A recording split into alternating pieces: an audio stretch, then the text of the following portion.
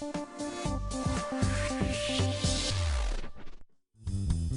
views and opinions expressed in this program are those of the participants and do not necessarily reflect the views of BronxNet or the program underwriters. Hi, and welcome to Open BXR Tuesday on BronxNet, a weekly program providing you the latest information, resources, services, and community efforts taking place locally here in the Bronx and virtually. I'm your host, Kim Aline. Coming up, the issue of racial and ethnic bias in home valuations has been brought to the forefront. While the Biden administration takes action against this, the Moravia sales team joins me to discuss racial bias in home ownership. How does this affect communities of color in New York? After that, across the country, stories about identity and oppression are on a list of newly banned books. Combating this increasingly popular act, the New York Public Library offers several banned books for free online. Why are we seeing an increase of banned books in our country? Then an artist and photographer joins me to discuss a selection of his photographs and graphics in the exhibition Bronx Urban Nature. Will his work spark a discussion on urban nature and wildlife in the Bronx? And finally, this week, the Whole Health Report sponsored by Empire Blue Cross Blue Shield is back. Join us for a discussion on their efforts to support maternal health. What resources will Empire Blue Cross Blue Shield provide to help pregnant women in the Bronx? So please stick around. Open BXRX Tuesday starts now.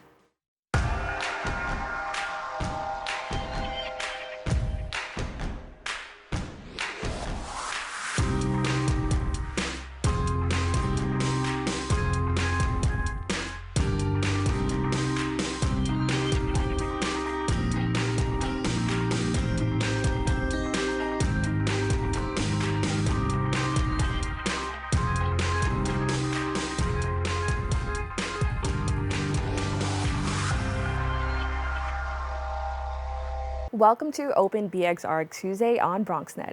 I'm your host, Kim Aline, and I'd like to invite you to get social with us at BronxNet TV on Instagram and Twitter, and BronxNet Community Television on Facebook. The Biden administration announced new actions to counter racial and ethnic bias in home valuations. Joining me to dissect racial inequalities within New York City home ownership is licensed real estate salesperson Adan Morales and Vanessa Villanueva of the Moravia LLC. Thank you both so much for joining me. Thank you so much for having us. Thank you. It's a pleasure. Now, the White House is finally addressing the issue of racial bias within home ownership, but this has been an ongoing issue for Black Americans for decades. For those who don't know, can you give a little background on the severity of this issue? Sure. So I have two examples that I wanted to give you guys. And I'm going to get into a little bit of detail, but not nothing too crazy. One of them is restrictive deeds. So even in the state of New York, even in the Bronx, Manhattan, within the boroughs, as late, even in the 1940s and 50s, you could still find certain language in the deed that would say something along the lines of that if this home is to be sold, that it could not be sold to a person of color. That's one example of how intrinsic this was within the system. This language was in the deed, and it was put there specifically to not allow for people of color to move into particular neighborhoods. Another example that is obviously a great example is the red line maps. So imagine a map of the Bronx that was divided and color coded into different sections that would identify where would be what would be the best place to live. So this was done through an A, B, C, D system, where they would put from first grade all the way to fourth grade in terms of quality. You would see, for example, in a map that I had observed in 1938, you would see that the only area in the entire Bronx that even got the color green, which was first grade, was Riverdale. After that, you started seeing a little bit of blue and a lot of yellow. And if you look at areas, for example, like the South Bronx, like Hunts Point and Mott Haven, those areas were red, meaning that they were undesirable and that it was much more complicated and difficult to get a loan there. That's two good examples of how far back these issues go, even within our state itself. Wow. Well, we'll soon have a task force to address the problem of home appraisals. Can you first explain what home appraisals are, and then how are Black and Brown communities being affected by this? So when someone's going into a real estate transaction, there's two things that are being evaluated, right? The person that's trying to take the loan, and they're being evaluated personally for their their credit, their income, and their savings. And then there's the evaluation of the property. So after a deal goes into contract, the bank orders what's called an appraisal, and that is when a representative that is hired by the bank comes over to the property, analyzes it, and gives the bank their opinion on what the value of that property is. And this has a huge impact on what happens after that point, because this is going to determine the most that the bank is willing to lend in regards to that property. And remember that they're already in contract when this occurs. Now, in regards to how this affects the community, it really comes down to cause and effect, right?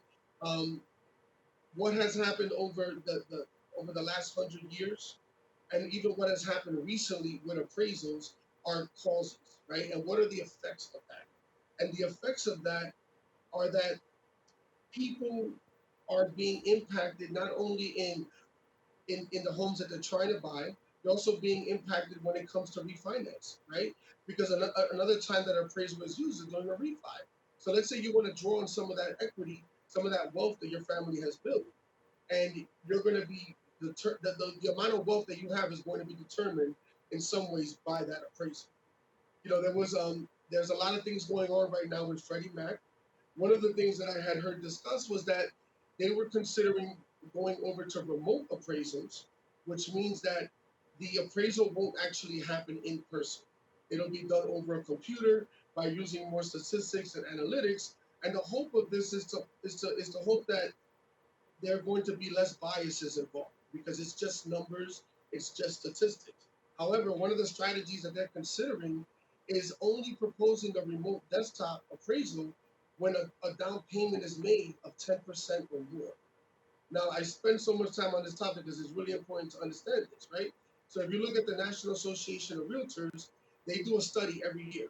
In 2021, the majority of people that purchase a home for the first time took out a loan that was 93% value of the property. That means that on average, a first time home buyer was not putting down more than 7%. And if they were to go forward with the 10% example, anybody that, for the most part, is a first time home buyer is going to be subject to an in person appraisal. Whereas someone that perhaps has a little bit more money to put down and puts in 10 or more has that possibility of getting it done remotely. Now, if you look at the statistics of who are first-time home buyers and who are people that are selling to buy, Hmm. there's big disparities there, and that's why we're having this conversation. Because if you're only going to give it to the people that are less than 10%, then there's going to be some issues with that, in my professional opinion.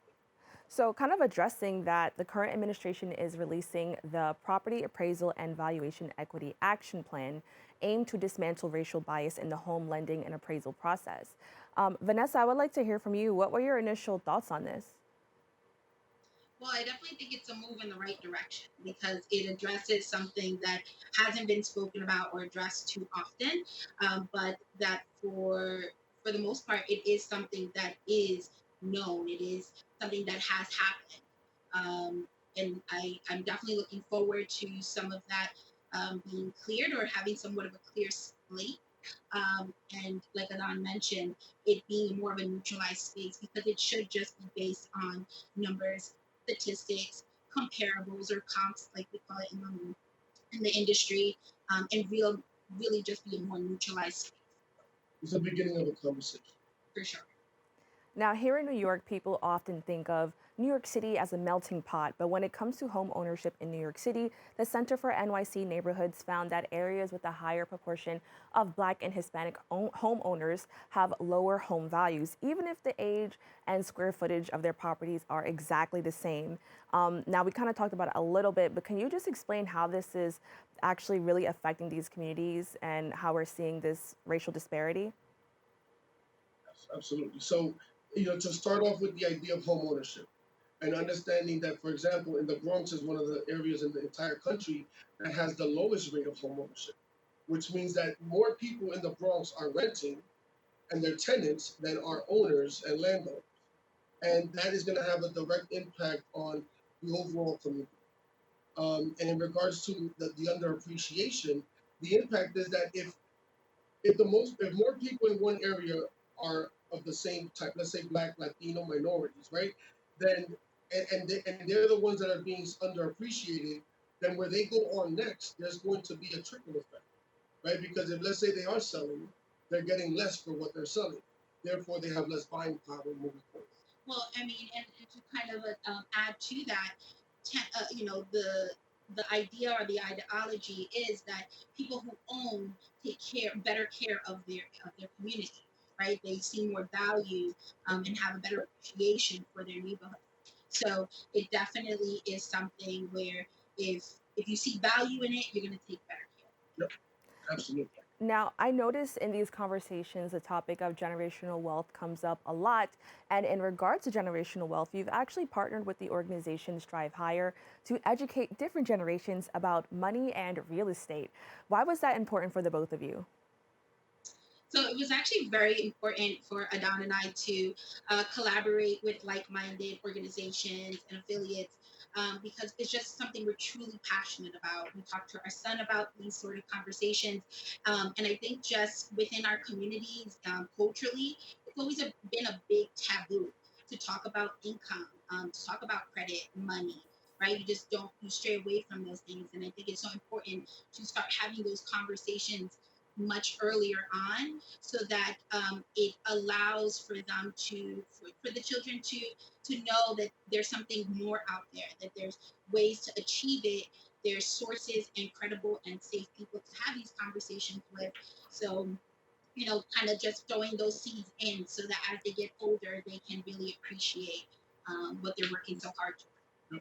And I think a clear depiction of that is that the average American that owns a home has a net worth of 100,000 or so, whereas the average tenant in America has a net worth of under 10,000.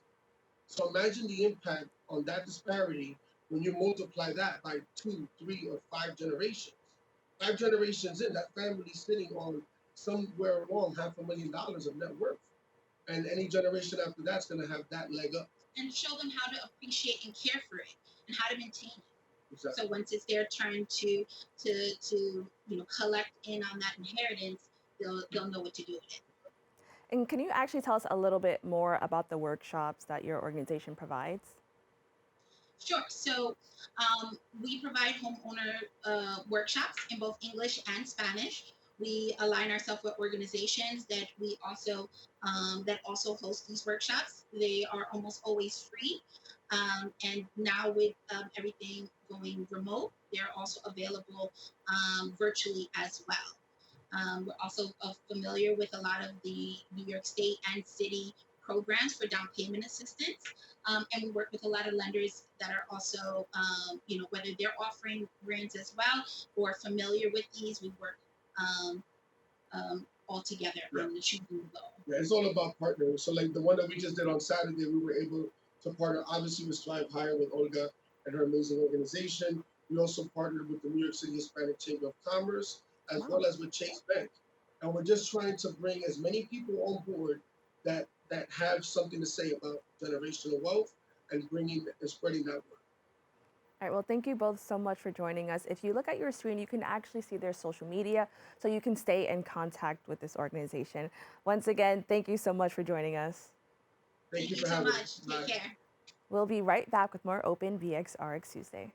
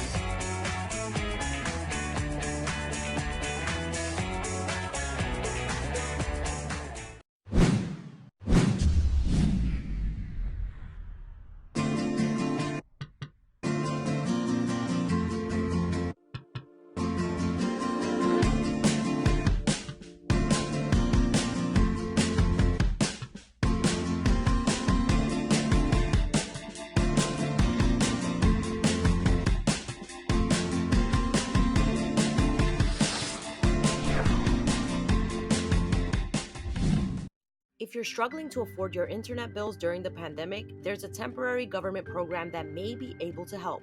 It's called the Emergency Broadband Benefit, and it provides up to $50 monthly discount on your broadband bill to qualifying households. Find more information about the program, including if you qualify and how to enroll at fcc.gov/broadbandbenefit or call toll-free at 833-511-0311. That's 833-511-0311. When taking public transportation, don't touch your phone. Carry hand sanitizer and use it immediately upon leaving the bus or train. Avoid touching your face.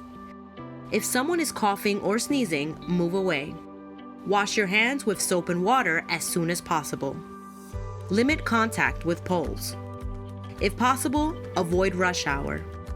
Don't eat or drink on public transportation. Keep your bag off the floor or other surfaces. Avoid directly touching turnstiles. Stay up to date with the latest from your local health department and CDC.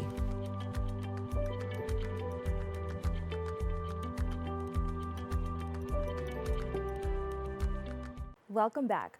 Across the country, the banning of books is increasingly becoming more popular. Stories about identity and oppression are amongst those that are banned, and in response to this act, the New York Public Library aimed to bring some of those books back.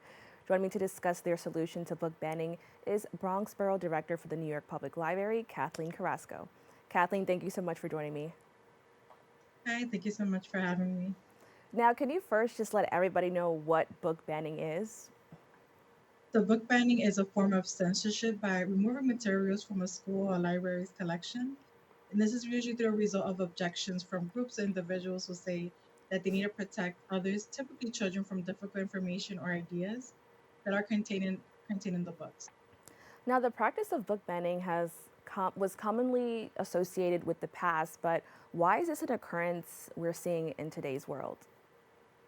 So over like the last decade or so, we have seen an explosion of new work from different cultures, viewpoints, and identities, which is great. But it also gives people, more to object to. So because of this, it's a lot of taking place in schools, and kids and teens are seen as most vulnerable and precocious and emotional. So people are, strongly to react to these new voices that are being shared in our literature. Now, what were some of the books that have been banned, and what are your thoughts on the fact that they were banned? So we have about 4 books that we definitely partner up with. So the first one is Stamped, which is Racism, Anti-Racism in You by Jason Reynolds and Ibram Kendi. So we also have Crouching in the Rye by J.D. Salinger, Speak by Laurie Anderson, and King and the Dragonflies by Kason Calendar. So a lot of these books have been definitely our top 4 that we are highlighting here. And my thoughts on these books is these books are being banned, and these are the attempts to kind of like start the opposition and getting these voices of different controversial issues that we're being faced, and especially which highlights the crisis in our nation, which is kind of opposition to what the library's missions are, which is to protect open and free access to information and knowledge, and the tools that are needed to develop the understanding and empathy to fight the division, ignorance, and hate that usually kind of stems across. So by not providing this, it kind of gives a block to where the knowledge gives everyone, which is regardless of our background or circumstance, the power to be active, productive members of our society and democracy. So to censor or limit what's available to them is an attack on like course of American values, but it also eliminates the choice and erases the identity and perspectives that many others are seeking to get. Now, the NYPL offered a solution to the banning of these books. Can you just tell us a little bit more about that and what inspired it? Yeah, so definitely the Books for All campaign. It's like makes a small number of these commonly banned books available to anyone in the country to read for free. There's no waits, there's no fines. So all of these books will be available through the library's e-reader app, Simply E, through the ending of May. And by providing these select titles for everyone in the country through May, it gives them access to working with the solution of just finding these different books and making them free for everyone to enjoy. Now, why was it crucial the NYPL and several other libraries have these banned books available to the public, even if it's just for a limited time? So part of it, as like I mentioned earlier, is like libraries have been, been a part of making knowledge and information access to available to everyone. So all libraries in the big cities or in small communities have the responsibility and at heart to kind of protect and also to give a democracy of our informed citizens. And this is what we're really protecting is, to make sure that the democracy still is in place, like, it's not liberal, it's not conservative, it's just an American ideal that we should all be invested in protecting. And because as soon as one perspective or identity is banned and essentially could be erased, it opens the door to many others. And that is really unacceptable. Now, many of these bans target topics related to race, LGBTQ issues, and even history. What message do you think this shows to people in those communities that their voices are being silenced or their books are being banned? It really really reinforces why many groups continue to feel marginalized. And by banning books that discuss the racism, LGBTQ issues, and more, we're silencing a community whose voices should be heard. And why do you think it's important to not only have it in libraries, but also have these books available in schools? Oh yeah, so just kind of highlights in the beginning is like every voice deserves to be heard, and every opinion and topic should be heard and read. And as I mentioned earlier, the library's mission is to make knowledge and information accessible to all. And since public libraries began, their role is to connect the public with the knowledge, information, education, and resources. And that is true to the heart of our democracy. Now, I guess like going back to like just the American school system and just the schools in general, do you think having these books banned from schools could somehow hinder a child or a teen's identity or just their education in general? Yeah, I think in my opinion, it will definitely limit a student's ability to expand their mind learned about the different cultures and groups and the history of this country and just so much more. Because, a lot of the kids use the books to access different, views of what the world is. And it limits to what they're exposed to just in their environment around them. And I guess I would just ask you like how have books, even if they're not within those categories, how have they impacted your life and I guess your upbringing as well? Definitely. Coming, being a Bronx resident and growing up in the Bronx, it just really highlighted me to see the view through the different viewpoints of these different characters in these different books, and also through the imaginative words that you're able to see. And you can kind of put yourself in these different situations. So it creates like, you can create empathy for others through those experiences that at some point you may not even experience because you're not have dealt with them or been exposed to them. So it helps us to kind of create better citizens, I feel, to be in different vulnerable situations, and creates that avenue where a lot of our youth are able to see and experience and be able to remove themselves of where they're currently at and to be in these different opportunities through these different stories. And I love that you talked about being from the Bronx because I think that's super important. I know here in the Bronx sometimes students can struggle with education and reading. Could you explain why it's super important for communities like the Bronx to have access to the NYPL and just different sorts of books? It's extremely important to be as diverse and inclusive to the readings and the literature that we have at NYPL. But only just aside from the books, is also the services and the programs that we offer. I think growing up in the Bronx, like, we have been also kind of limited to what we were able to have, and I'm so proud to see all the marks that we have made to include all these different events and programs and services throughout in different organizations and formats, but especially being a part and working with the New York Public Library, we're able to amplify that even more, connecting our youth to after school programs and services that we know can be very impactful in the youth lives. So I love the New York Public Library. Actually, I say this all the time. I grew up with the New York Public Library. So I think it's wonderful that these books are just available to everyone. Can you say how did people actually access these books? And are they going to still be up for the month of May? Yeah, so these books will be accessible through our Simply e-reader app. You can access them through the end of May. And you can go through by downloading Simply E, and that's accessible through the e-readers, through accessing it through the iOS or Android devices. You can download it, look for books for all collections. Make sure that you're 13 years or older, verifying that, and then you can go ahead and enjoy. the books by looking for them through that collection. And I also want to highlight the fact that there's no library card needed for this, correct? Can you just expand on that a little bit more?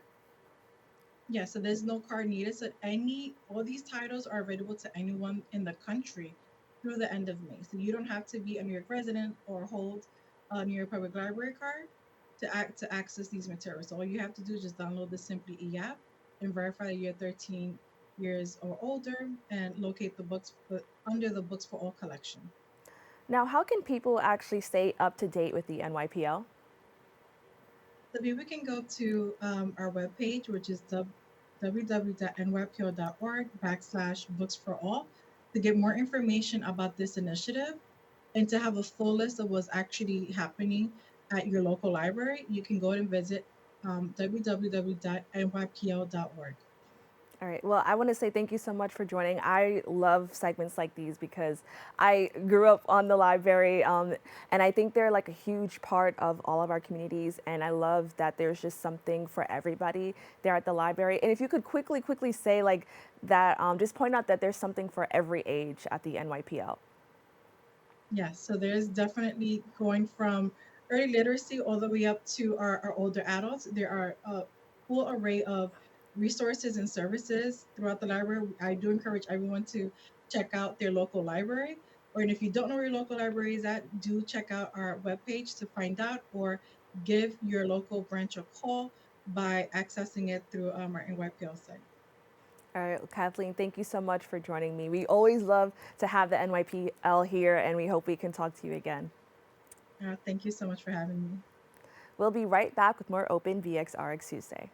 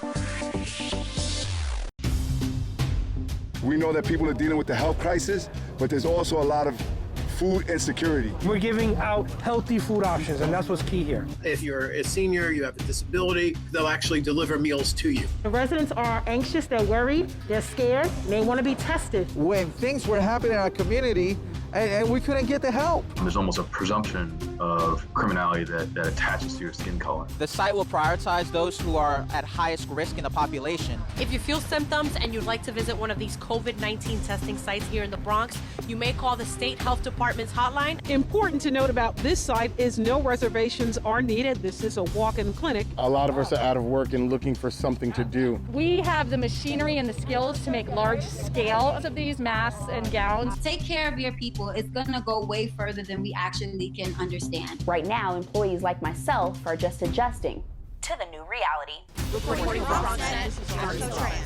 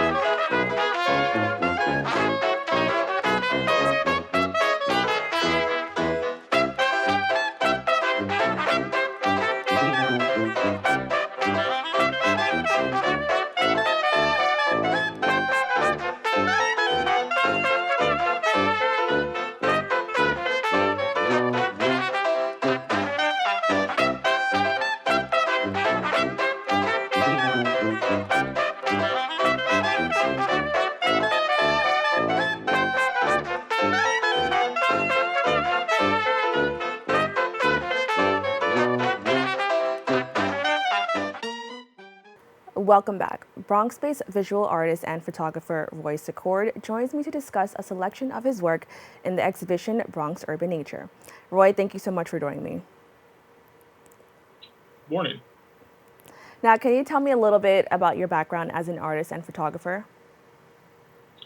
Yes, I am primarily known as a public artist. I'm also a photographer and an arts educator here in the Bronx. My public art expressions, I work in painting, sculpture, mosaics, and you can find my abstract expressions actually with my 8 murals at the BD line 174th subway station stop, which I think is a great example of my abstract work. I had a 20-foot tall sculpture in the South Bronx at Rainey Park called South Bronx Pride Totem. So I actually work in a lot of expressions, and COVID actually led me into a very new expression with my photography and my digital arts. Now, your latest exhibit is the Bronx Urban Nature exhibit. Can you tell us what actually inspired this?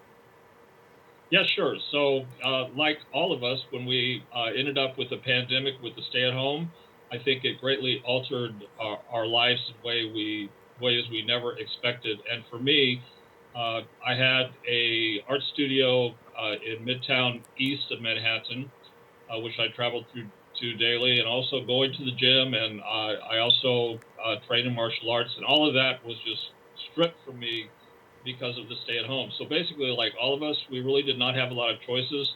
My choices to go out were generally to the grocery store or to the pharmacy. So I really felt after a couple of weeks that I was so constrained at home and really not getting any exercise and really not knowing what to do with myself. So I decided that I was going to start to take long walks in my neighborhood, which I live in the North Central Bronx, and just start making wider and wider circles just to get out and walk and get some exercise.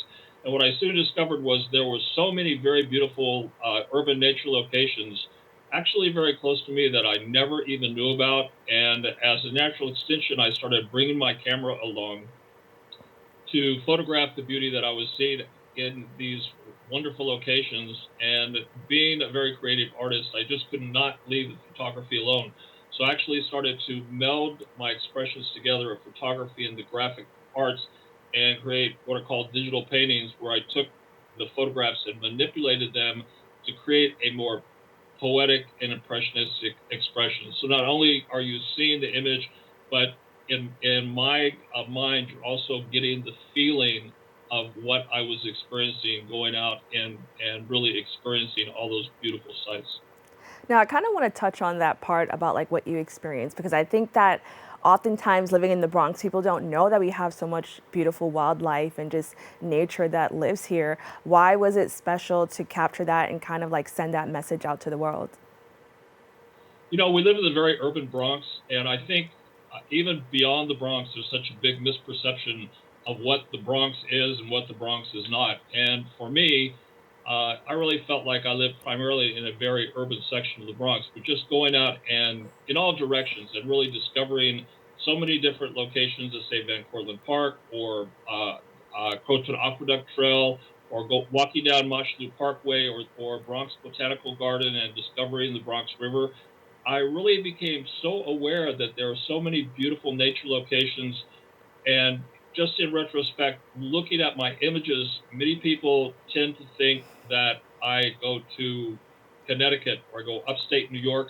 And I'm actually very specific in that I shoot urban nature and specifically here in the Bronx. So I think it's really an incredible expression for me to sort of showcase the beautiful nature that we have right here in our own backyard. Now, can you tell me about the process of finding the right moment to capture? For me, it's just a matter of discovery. A lot of times I venture into places where I have never gone before, and I think that's really the excitement for me, really exploring and finding new places, new location, new subject matter, whether it's just a beautiful old tree or it's a river or geese or swans on the lake. And I just really discover, and when I really find something that really moves me, I photograph, I do a lot of shots and then bring them back.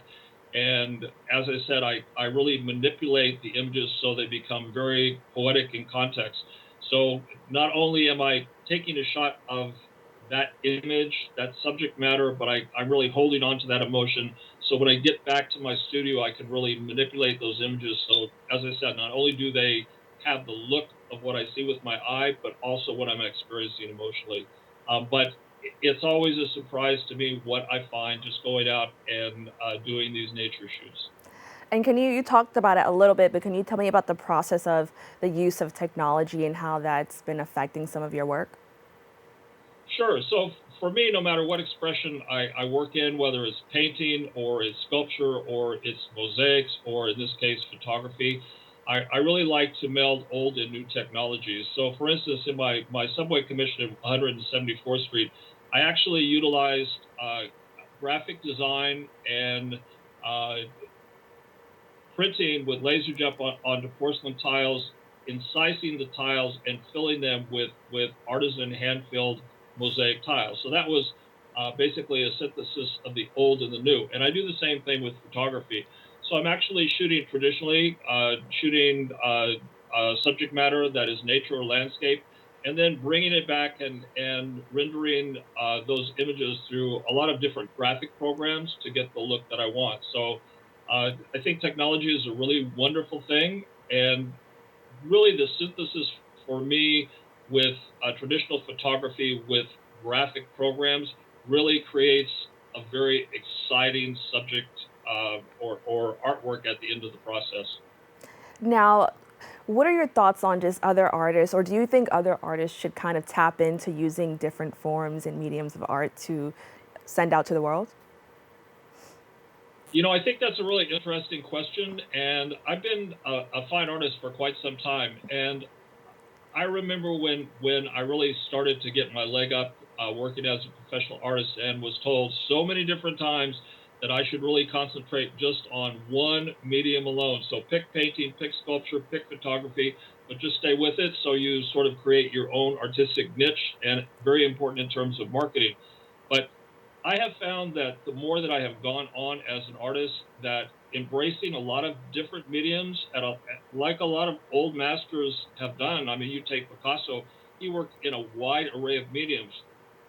And I think for me, just working in a lot of different art mediums, whether it's painting or sculpture or mosaic or photography, one feeds and benefits the other. And if I really get very enmeshed in my photography, I soon come to realize that I really get hungry to start doing sculpture. So I really think it's great to embrace more than one medium, and like a musician that can play multiple instruments, you still have the same expression that's coming from you.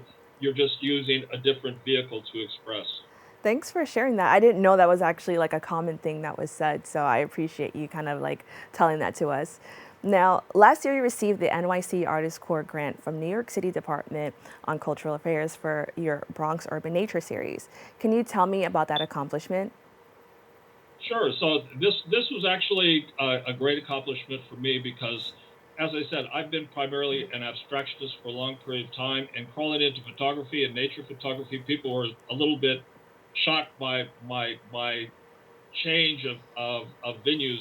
Although I continue to work in a lot of different mediums and expressions, but with the New York City Artist Grant, the purpose of that was twofold. One, to create an exhibition for the Bronx community. And also, too, I really work a lot as an arts educator in the Bronx, and I created a nature photography program for middle schoolers at Public School IS 339, and that was really incredible because these students embrace photography so incredibly well. And not only did I teach them the basics of photography, but I took them on a nature field trip. And many of the students had told me they had never even been in a forest before. So it was really wonderful that I could serve community and the youth by really getting the youth involved in not only photography, but also in discovering nature. Now we have about 2 minutes left. Can you quickly just tell us about your project, A River Runs Through It? Yeah, sure. So I really kind of piggybacked off my successes, and I applied and was awarded a grant for the New York State's FY 2022 New Work Fellowship. And it's a pretty substantial grant, and that coupled with receiving funding from the Bronx Council of the Arts for the Art Fund, I am documenting the beauty of the complete 23-mile stretch of the reclaimed Bronx River and adjoining greenways. So I'm really excited about that project. It's going to run through the entire year, and in December I will be having a Bronx exhibition to showcase all of those photographs and digital paintings. And can you quickly just tell us, what kind of conversations you hope it will spark up in the community? Yeah, sure. I think it's really important for us to realize just in terms of stewardship that we have all this beautiful nature around us that we really need to care and protect. And the Bronx River is a story of incredible reclamation of environment. It was used as an open sewer for 200 years until community really got involved, scientists, environmentalists, and really turned the river around where it is now protected and really a beautiful resource for us to all enjoy. So I really hope what people will take home from this exhibition is we have this right here in our own community, and we are stewards to protect that resource. All right, Roy, thank you so much for joining us. If the viewers take a look at the screen, they'll be able to see your social media. And once again, thank you for joining us. Thank you. We'll be right back with more Open BXR Tuesday.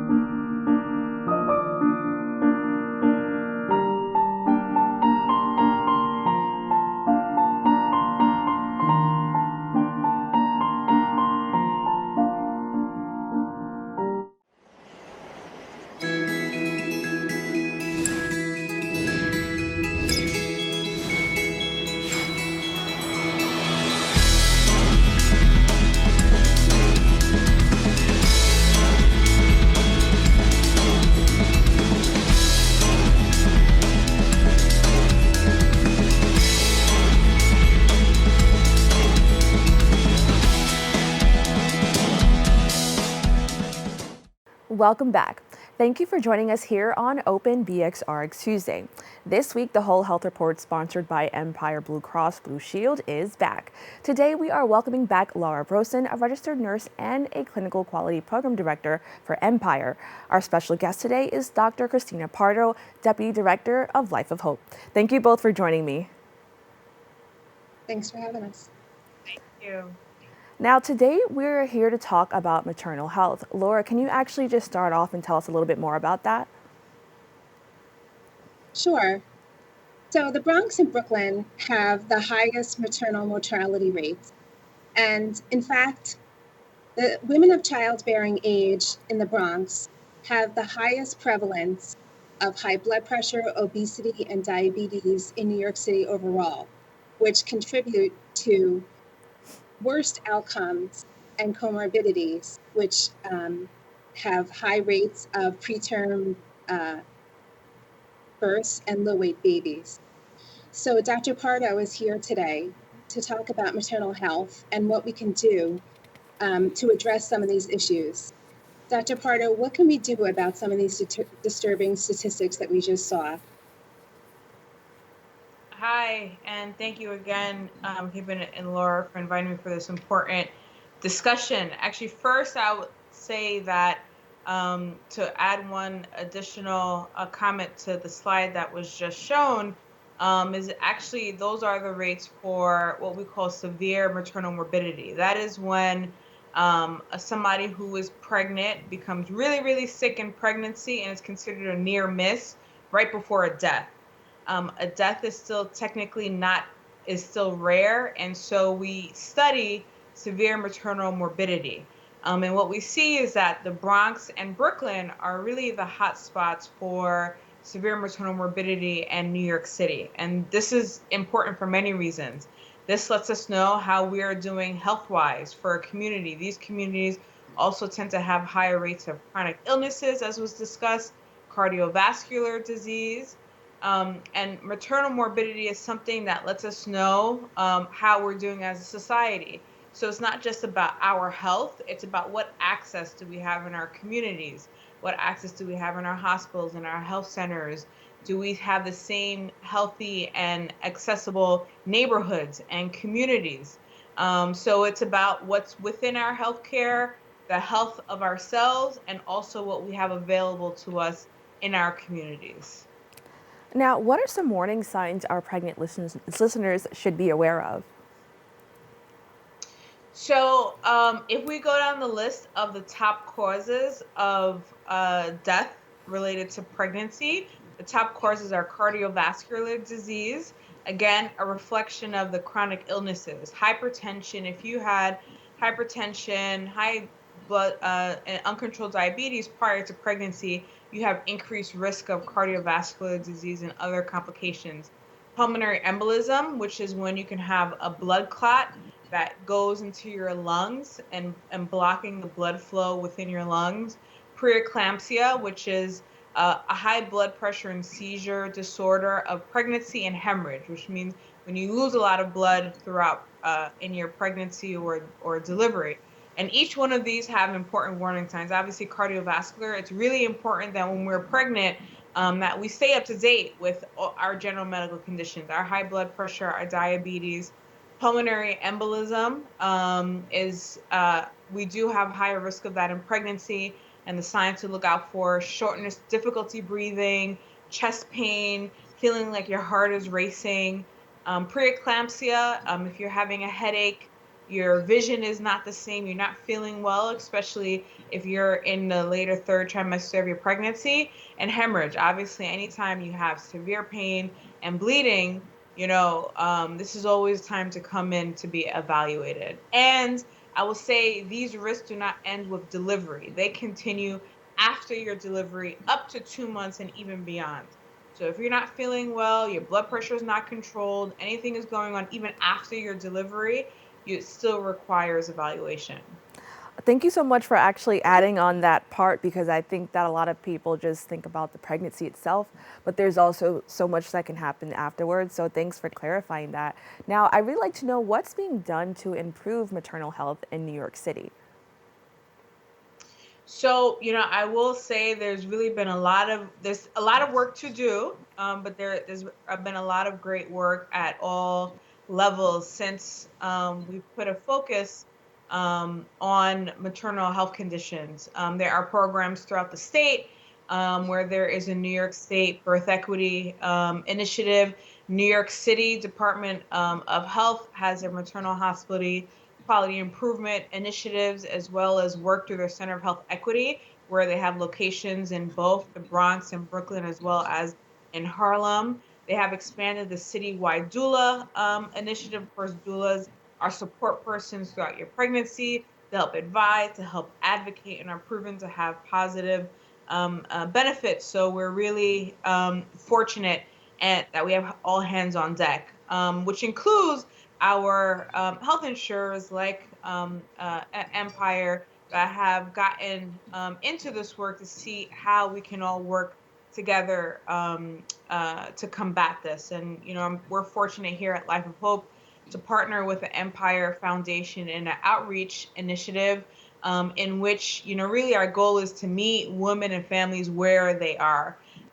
Bronx, much like Brooklyn, if we wait till somebody walks in the door, we're going to miss the majority of people. So we have an initiative supported by Empire Foundation that will support an outreach van and really engage in people where they are, not just physically, but culturally, socially, and really be able to engage and refer persons to services before they tell us there's a problem. We really want to get at the root and not wait until it's the third trimester of pregnancy or postpartum, and then we're uncovering that there's an issue. So it's really all hands on deck, and we're fortunate to partner with Empire Foundation, and we're fortunate that our city and state agencies are working towards this as well.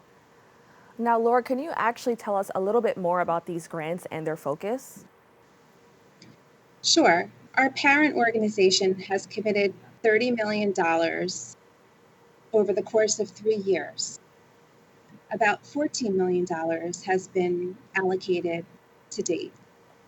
In New York, we're working with 3 organizations, and Life of Hope, which Dr. Pardo is part of, is one of them. All right, thank you. Now, I know it's important to be your own advocate when it comes to your health. What should expectant moms talk to their doctors about?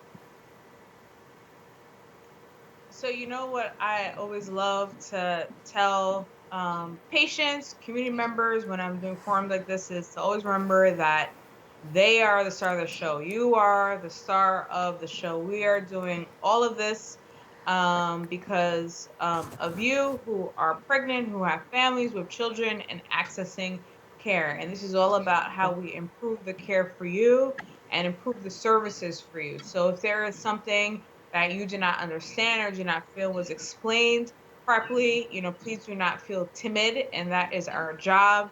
Every hospital has a patient relations or patient experience office who you can turn to if you have any questions or concerns. You can also go to same thing through your health insurers if you have any concerns. And I know many are doing surveys of their own for quality measures. This is part of our quality in the care that you provide. So please do not forget that you're the star of the show. Ask questions, ask clarification. If you have a concern, please raise that, and know that there are a lot of resources that are out there. So if you feel unsure or embarrassed, there are a lot of resources out there just for you. So please, do not be timid. That's why we are all there. All right, Dr. Pardo, thank you so much for joining me. Laura, thank you so much for joining. Can you actually tell us a little bit about the resources? Sure. There's, I think we have a slide. Yes. So you can go to empirebluefindhelp.com and see resources in your area. There's a program, BX Healthy Start, with Einstein Montefiore that has free programs you can access if you have no insurance. There's Healthy Mothers, Healthy Babies, and that program is an advocacy program that can help So that's another great one to access. And these, you can see these websites posted. Thank you, Dr. Pardo and Laura. I'm glad you're here to help promote a healthier Bronx. Laura, we look forward to having you back soon with the whole health report from Empire Blue Cross Blue Shield. That's all for our show today. Thanks for tuning in. I'm Kim Naleen, wishing you and yours safety and wellness now and always. See you next time.